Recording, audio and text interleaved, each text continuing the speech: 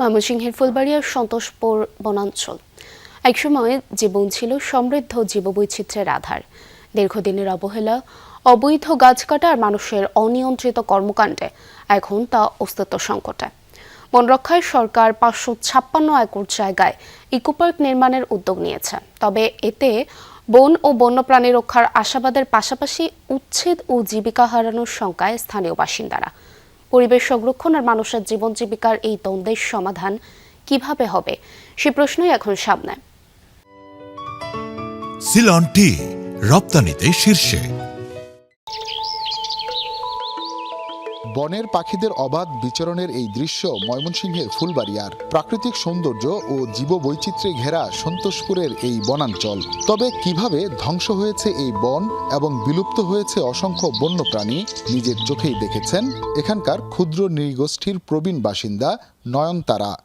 বানর দেখছি, হনুমান দেখছি, বাঘ দেখছি, শকুন, এমনি কাক, গুগু পাখি। জায়গা নাই এখন কোনো থাকবো, মানুষই তাড়ে না ওগুলা কোনো থাকবো। বনের আরো ভেতরে ঢুকতেই চোখে পড়ে গাছ কেটে ফেলার চিহ্ন। শুধু বন উজাড়ই নয়, প্রকৃতি দেখতে আসা দর্শনার্থীদের অসচেতনতাও বাড়াচ্ছে সংকট। মানুষের অনিয়ন্ত্রিত চলাচলে বিরক্ত ও ঝুঁকিতে পড়ছে বন্যপ্রাণী। মাদকের আড্ডাখানা এখানে, আর পলিথিন, ময়লা, বজ্র মনে করেন এগুলো ফালাইয়া গাছের মাটির উর্বর ক্ষমতা নষ্ট করতেছে, এলাকার পরিবেশ দূষণ করতেছে। প্রায় 1200 একর জায়গার উপরে বনটা ছিল, এখন আস্তে আস্তে কমে হয়তো বা 200-300 একর জায়গার উপরে চলে আসছে, আর বাকি জায়গাটুকু আপনার আবাদি জমিতে পরিণত হয়ে গেছে। একসময় এই বনে ছিল কাঞ্চন, বাজনা, আজুলি ও মনকাটা সহ নানা প্রজাতির বিরল গাছ। মেছো বাঘ, তক্ষক, হনুমান, হলদে পাখি, ফিঙ্গে ও বিভিন্ন সরীসৃপ সহ ছিল শতাধিক প্রজাতির প্রাণী। এখন দৃশ্যমান প্রাণীদের মধ্যে টিকে আছে প্রায় 300 বানর। যে বন ছিল তাদের খাদ্য ও নিরাপদ আশ্রয়ের প্রধান উৎস, সেই আবাসস্থলই এখন তাদের জন্য অনিরাপদ।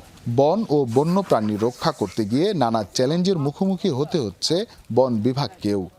কিছু কিছু দুষ্কৃতকারী লোক আছে, তারা এই বন থেকে গাছ কাটার সুযোগ নেওয়ার চেষ্টা করে। আমরা সেগুলোকে প্রতিহত করা লাগে। বিভিন্নভাবে জবরদখলের তারা পায়তারা করে এবং চেষ্টা করে, সেগুলোকে আমাকে মোকাবেলা প্রতিহত করা লাগে। জনবল স্বল্পতার জন্য অনেক সময় আমাদের সমস্যা হয়ে দাঁড়ায়। সংরক্ষিত এই বন এলাকায় রয়েছে কৃষি জমি ও জনবসতি। বন ও বন্যপ্রাণী রক্ষায় গত 3 আগস্ট সন্তোষপুরের 556 একর জায়গা নিয়ে ইকো পার্ক নির্মাণের প্রজ্ঞাপন জারি করেছে সরকার। কারো ক্ষতি হবে না, বরং যারা ওখানকার বাসিন্দা আছে তাদেরকে সরকার অবশ্যই যথাযথভাবে তাদের বসতি সেখানে থাকবে।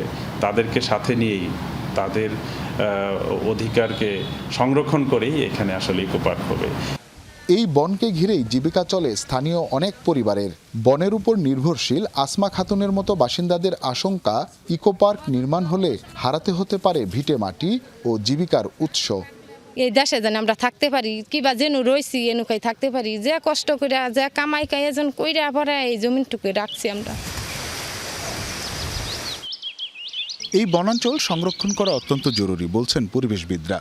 তবে সরকারের এই সিদ্ধান্ত বাস্তবায়ন করতে গেলে এর পরিকল্পনা কিভাবে কি হবে এবং এই জঙ্গল কেন্দ্রিক যে সাধারণ মানুষের জীবনধারা রয়েছে সেটি কিভাবে পরিচালিত হবে, এইসব বিষয়ে স্থানীয়দের পরিষ্কার ধারণা এখনই দেওয়া উচিত।